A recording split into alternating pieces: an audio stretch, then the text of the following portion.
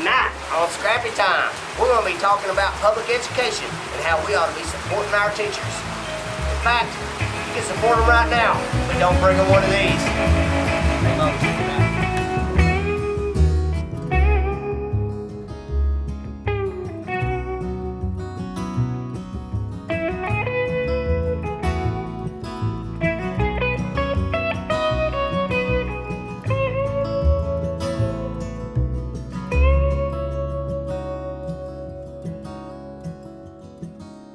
I watch the sun fall from a rock outcrop.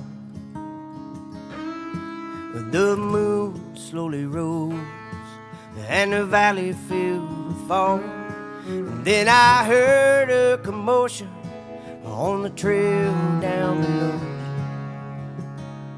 Carbide lights were coming up the mountain, and they were led by Mother Jones singing, "Which side are you on, boys?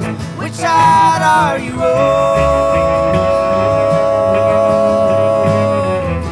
I never wanted to leave the top of a mountain, 'cause Lord knows I love to get high. I never wanted to leave the top of a mountain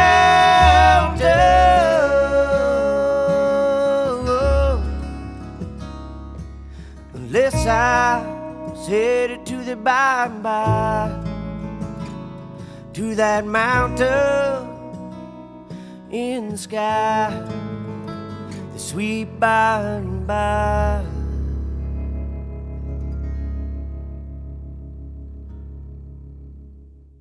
First of all, how are y'all doing? Great. Okay. All right, well, good. So, Kaya, I know you're excited about going back to school soon. How you feeling about that? I really do want to go back to school, but there's a virus going on. There is a virus going on, isn't it? And it's really scary how contagious it is. And so, does it scare you the thought about? I know you're going to work from home or take classes from home. Is that correct? I believe so. How do you like doing your classes on the internet? Last year, I did the last part of my classes online, and it was okay, but I do think I prefer to have an in-person teacher. I don't blame you. As a teacher, I do that too. Hey everybody, I'm sitting here with another friend of mine, Miss Ella Russell. How are you doing today, Ella? Good. I love that shirt you have on. Thank you. I have a feeling that might be your favorite shirt. It is. Is it? Well, this is my favorite hat. What number is that? 43. Do you know who drives the 43 car in NASCAR? Bubba. Bubba Wallace, that's right. Everybody needs to remember, go Bubba. So I got a couple questions for you, Ella. And you just give me some good answers, okay? So, what grade are you going into? Third. Third. And who's your teacher? Miss Hammonds. Would you like to tell Miss Hammonds anything right now? Look into that camera and tell her how good a student you're gonna be. I'm gonna be a great student. All right, that's what I like to hear. So, let's talk about animals real fast. So do y'all know what this is? A bear. It is a bear. Do you know what kind of bears we have in Southern Appalachia? Black bears. They're all black, that's right. Sonny, do you know what this is? Bear. It is a bear, but it's not one we'd find here in Southern Appalachia. This is a grizzly bear from Alaska. And the reason I know is because it has this tag on it, which makes me not have to go to jail for having this. What's your favorite subject? My favorite subject is reading. Reading? Really? So what do you like to read about?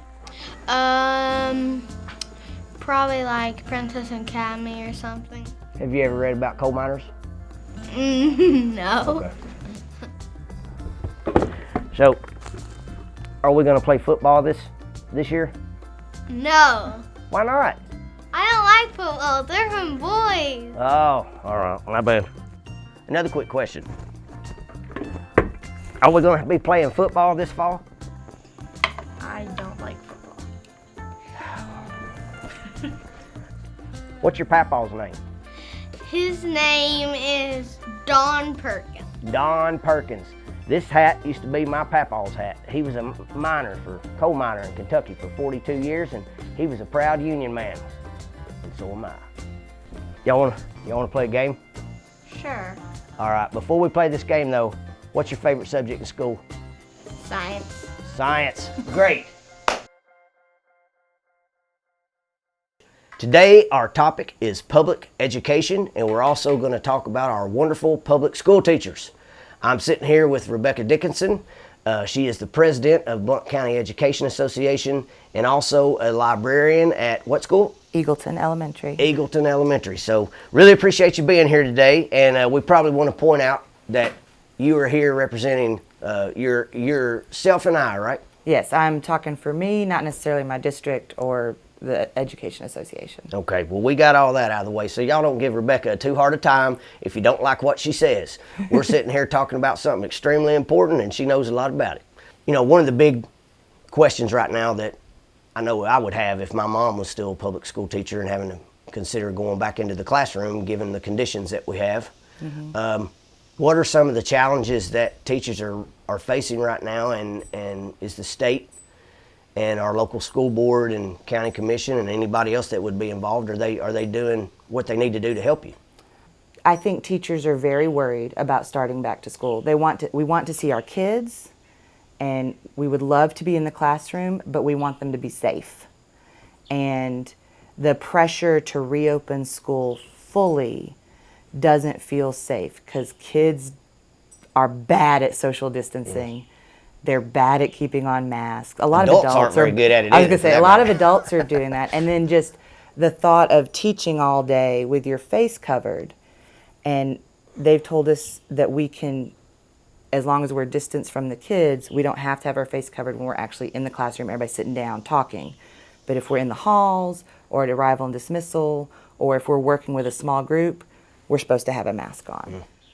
Locally, like our local school board district is doing a lot to work with teachers and keep them safe. I'm very nervous about starting, but the staggered start, like when we decided we were doing that, you could just see relief. And that's what Alcoa just started this week, correct? I think so, yeah. Yeah, where they were going by last names, you know, and essentially each student's going to be there one day a week. Yeah. I don't think ours is quite the same as Alcoa's, but basically a third of your class at a time. So that is better, and it gives us a chance to work through a lot of new procedures for arrival and dismissal without a lot of kids.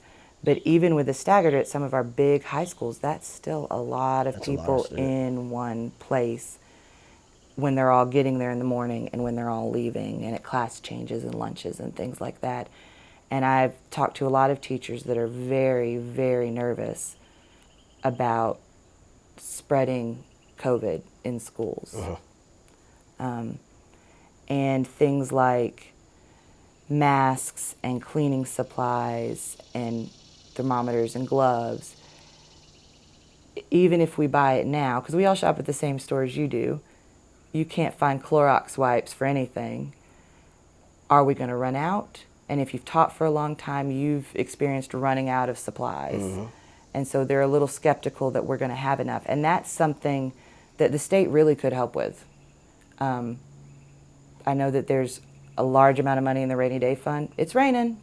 So here in Blount County school system, what do the teachers feel like, you know, that they are, I know they're overworked. We ask them to do extra stuff all the time. But do they feel that way? I mean, do they feel like my class size is too large? We need more teachers to help, you know, where we can have an extra period for our lesson planning and stuff. I will say Blount County has done an excellent job with keeping our class sizes pretty small. Good. Particularly in elementary. I think where the frustration gets into with losing teachers is more at the middle and high school level, because if you have to lose a teacher at the high school, you've cut a program. You know, like if you cut the French teacher and there's just one, it's gone. No French. Yeah, right. I think the other place teachers really feel the pinch of the funding problems is we get from the state $200 a year that we can go through and spend for just our classroom. So if we want to buy crayons, if we want to buy supplies to do a science experiment, we have $200. You have to turn in receipts for all that kind of Yeah, stuff? you have to get a PO approved and whatnot. So a lot of times, just with the process, people will not spend it. But even if it was super easy, and it's not usually a big deal to get a PO, but even if it was a super easy process, I know very few teachers that spend less than $200. Yeah, that's nothing. Like if you picture an elementary school classroom, pretty much the only things the district bought in that classroom are the tables and chairs and the permanent stuff on the wall and the computers. So all that cute, fun stuff, like the decorations, the tons of books that lots of elementary teachers have in their classroom, they bought that with their money.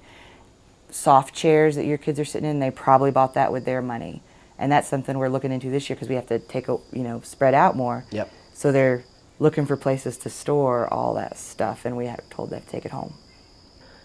How'd it feel when, Governor Lee got into his State of the State address and I got real excited. He started talking about, he wants Tennessee to be the teacher state. We're gonna get some raises and all that. And I realize he's kind of a new fella. That's Indy. He's found him a mole. Let's just see if he's quiet. If not, we'll go back and get him. Should I go get him right now or let him walk one more time?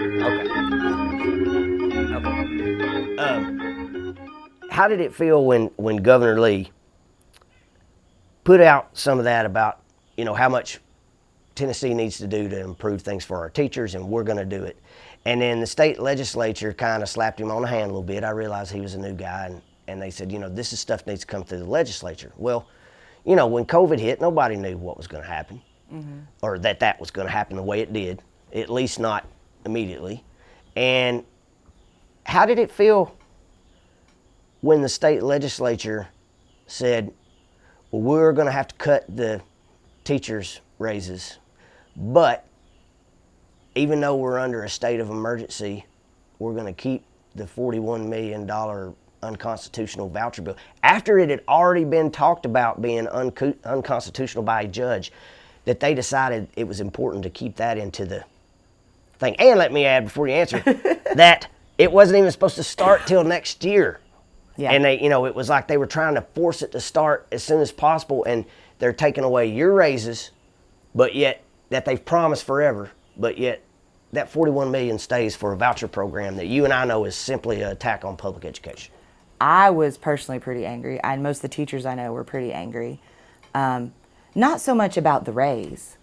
Everybody knew we're not going to get rich doing this. Everybody's got to give up a little something in the matter of COVID. I get it. Yeah, and that was not unexpected, because we've heard in good years, oh, you're going to get good raises, and then by the time it trickles through the budget, it's like, no. But the vouchers really made me angry, because that is just pulling money out of our public schools.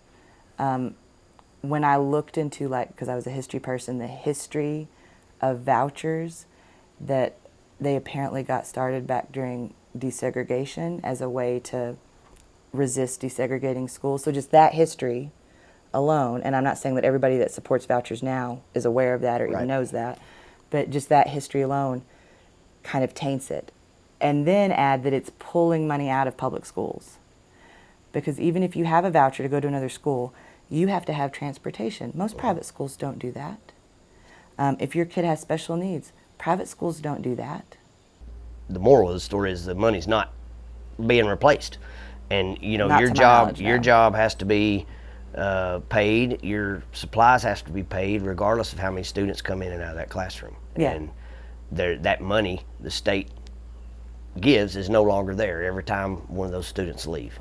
Yeah, and it's a very inefficient way to educate students. Mm-hmm. Very much so. Yeah. One last thing about vouchers is, how did the teachers feel about how that vote went down? Because I know my opponent told, I know he told a ton of teachers. He told the Blount County Education Association. He told mayors and everything else that he was going to be a no on vouchers, and then he did. So how did the teachers feel about that? Or you personally, for that matter? There was a lot of people that were pretty mad. Like, I know that in politics you're going to disagree. But tell me the truth, you know? Or if you do change your mind, tell me why. Don't dodge phone calls and not answer and that sort of thing. Yeah. I won't ask you any more about that because I know Representative Moon got lots of calls, and I know lots of people that called that didn't get callbacks. So Yeah. we're fixing that. Rebecca, so wrapping this up, what's the one thing you really want the parents of our Blount County students to know from a teacher's perspective? We love your kids. We're doing the best we can this year, particularly. Please be patient with us and ask questions and support us. Well, that sounds great, and I hope everybody out there will do that. I really appreciate you being here today. Thanks. I appreciate your passion for public education and the role that you play in the Blount County Education Association and such. And please let us know what we can do to help you. And thanks again for everything you do. Thanks for letting me be here. I'm gonna go try to get this dog out from underneath this canoe. Okay.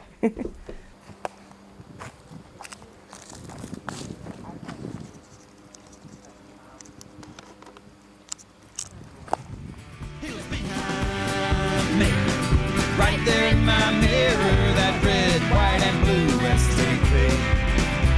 If it hadn't been for the number 483, I could have been the king. Hey y'all, I hope y'all don't mind the rain being out here. We had to put the red flag out, but we still have time for the last lap. And I want to tell you about my views on public education. Our teachers are heroes. We're asking them to go into harm's way to teach our young kids and prepare them for their life amongst a pandemic. Lots of us are working from home. Lots of government officials are working from home. Therefore, our teachers need our support right now more than ever. And my mom used to give me an apple to get in my lunchbox, an extra one, to take to my teachers. Right now is probably not a good time to give your teacher an apple. However, it is a good time to just reach out with a phone call or perhaps a letter, an email, and let them know that you really appreciate the job they're doing. Let's support our teachers, and when I get to Nashville, I promise you, our teachers will get a lot more support from District 8 than they do right now. And that I'd see Petey when I die. Lord, I hope you love dogs too. I think Jesus loves dogs too. As the years passed on, many dogs had come and gone. I still remember them all. There was Pat, Snowflake, and Sadie.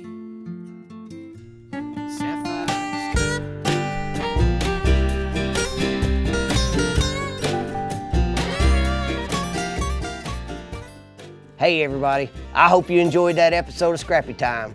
Next Thursday night at 8 o'clock, we're gonna be talking to a group of young people. We need to hear what they think about what's going on in Tennessee. Tula and Indy will be there, and I hope you will too. That I feel within, and you've been coming around a little more each day. Could you stop by tomorrow so we can play? Yep. We'll start spinning. Got some of them. We'll be grinning.